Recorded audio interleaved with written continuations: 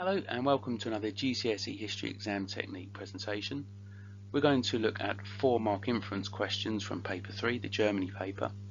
And in this presentation we're going to focus on Nazi propaganda, in particular the 1936 Berlin Olympics. So here's our question.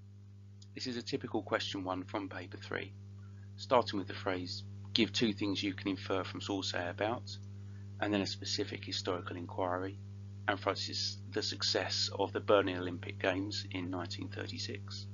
The question would be based on a primary source.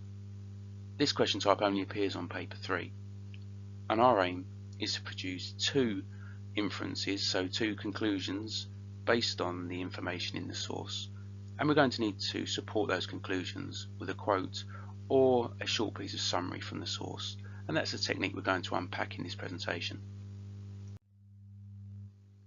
So before we have a go at our question, let's quickly recap our topic. Firstly, Nazi propaganda. So this was a key feature of the Nazis' rise to power, and then a key feature of their government after 1933. It was prioritised by the Nazis and a key reason for their success. The Nazi propaganda ministry was led by Joseph Goebbels, who you can see pictured next to Hitler in the top image. This was a well-funded aspect of Nazism. The Nazis attracted donations from donors, from wealthy industrialists and the like, and a lot of that money went on the presentation and the control of the Nazi message. And Nazi propaganda took many forms: newspapers, rallies, radio, cinema, art and literature, and public occasions such as book burnings. So lots of different aspects of media and the control of media were featured in the Nazi propaganda program. So within that, let's have a look at the 1936 Berlin Olympics. Now the Olympics were an opportunity for the Nazi government to show off their achievements to the rest of the world after 3 years in power. So a new Olympic stadium was built in Berlin. This was a state-of-the-art stadium to show German engineering and technology. There was a notable pause in anti-Semitic activities. The Nazi government didn't want visitors from around the world witnessing the more brutal aspects of their regime. And great care was taken over the presentation of the whole city. Now Hitler really intended the games to be a demonstration of Aryan physical and technical supremacy. However, despite Germany topping the medals table, the real headlines from the Olympics were taken by a black American athlete, Jesse Owens, who won 4 gold medals in total. So let's return to our question, and here's the source that the question was based on. Now before we answer, we're going to need to look really carefully at the topic of the question, and it's really worth underlining specifically what the topic is.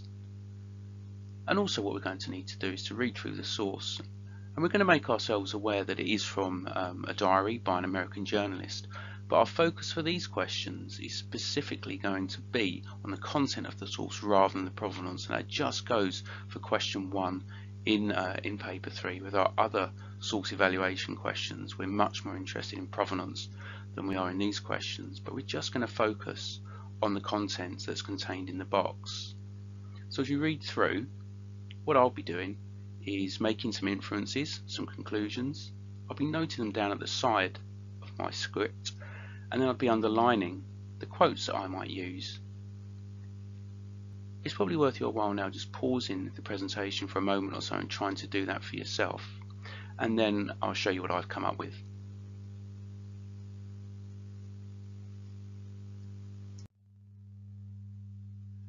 Okay, so here's the prepared question, and you can see that I've underlined the second half, but I've noticed that it's not just about the Berlin Olympic Games, it's about the success of the Games, and that's specifically what our examiner wants us to talk about.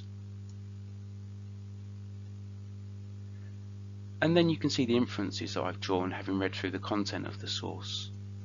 I'm not going to use all of these, we are going to limit ourselves to just 2, but I've made some inferences, and I've also underlined the sentences in the source that I'll be using to show those inferences. So just before we look at our model answer, let's just take some feedback from the examiner and check exactly what they're after. So our first piece of guidance is to read the whole question and make sure that your inferences relate to the specific question. In this case, it's the success of the Olympic Games.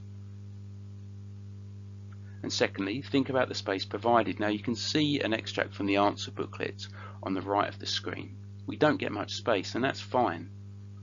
Inferences do not need to be explained in great detail, and a single sentence is enough.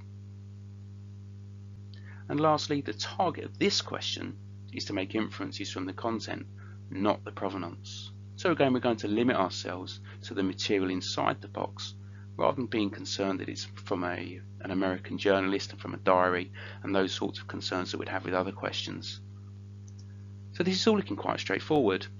We're going to come up with one inference in one sentence, then we're going to quote from the source to show that inference, and then we come up with another one and another quote in one sentence to show that inference. Okay, so let's have a look what two candidates came up with when they were asked to do this in 2018. We've got our source there just for you to refer to as we go through this. So the first inference this candidate made is here. The Olympic Games were successful in helping the Nazis spread their message. You might just want to pause for a moment and see if you can come up with the quote that our student here used to prove that inference.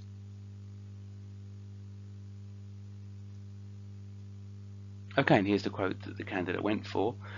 The Nazis have succeeded with their propaganda. And you can see that's just lifted straight from the source. The student doesn't need to do anything else with it. Just needs to simply lift the words directly from the source. Okay, and here's our student's second inference, that the games were well run and showed the Nazis to be powerful and good leaders. And again, you might want to pause for a moment here and see if you can spot the quote that our student's going to use to prove this.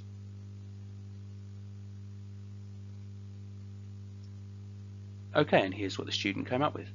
The Nazis have run the games on an extravagant scale never before experienced. And again, that's just taken directly from the source. And again, our student doesn't need to do anything else with that.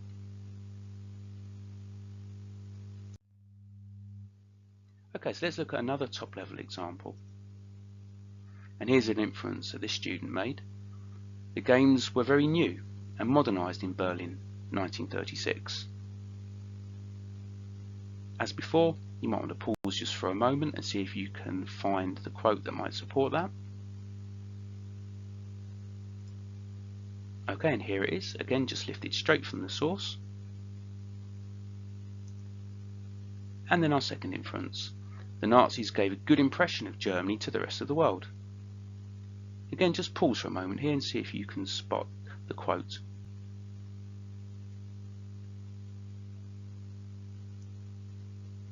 Okay, and here she's gone for the Nazis have put on a good show for the general visitors.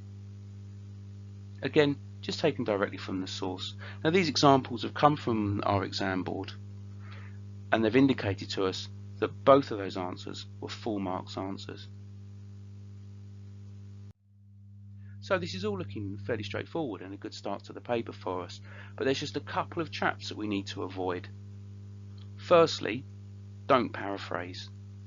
Have a look at this. This wouldn't be attracting full marks. And then secondly, just remember that we do need to focus on the specifics of the question. Our question isn't just about the 1936 Olympics, it's about the success of those Olympics. So this inference, supported by this quote, wouldn't do the job either. It has to be about success. So there's a real need for us to focus on the specifics of the question.